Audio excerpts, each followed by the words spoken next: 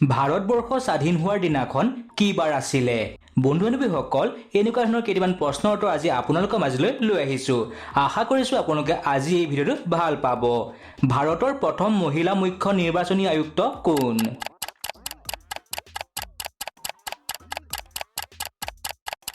উত্তৰটো হৈছে VS ৰামাদেৱী।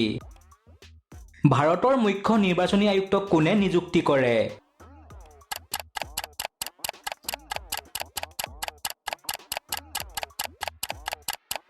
উত্তৰটো হৈছে ৰাষ্ট্ৰপতি। ভাৰতবৰ্ষৰ উচ্চতম পৰ্বত শৃংখটোৰ নাম কি?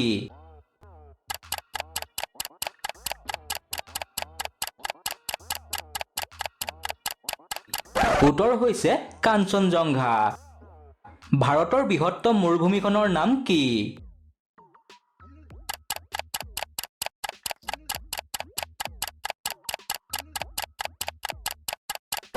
ইয়াৰ উত্তৰটো হৈছে থৰ মৰুভূমি। মহাকাশলৈ যোৱা প্ৰথম ভাৰতীয় মহিলা কোন?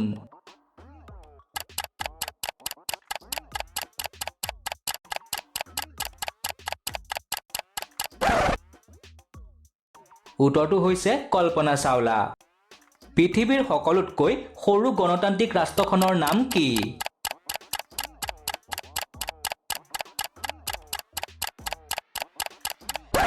উত্তৰটো হৈছে নাউৰু।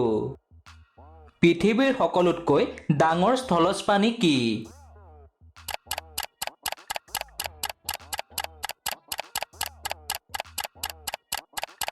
উত্তৰটো হৈছে হাতী। মহাত্মা গান্ধীক কোনজন ব্যক্তিয়ে হত্যা কৰিছিল?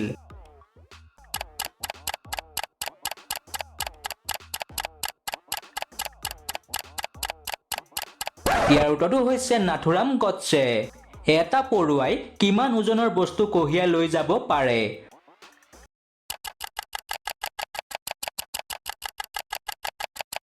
উত্তৰটো হৈছে নিজৰ ওজনতকৈ 4 গুণ গধুৰ বস্তু।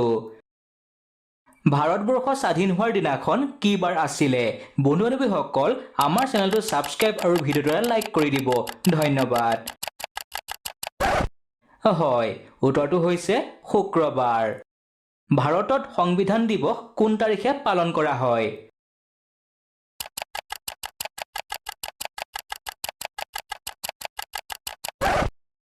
উত্তৰটো হৈছে 26 নৱেম্বৰ তাৰিখে। আমাৰ দেশ ভাৰতৰ আটাইতকৈ ধনী গাঁওখনৰ নাম কি জানেনে?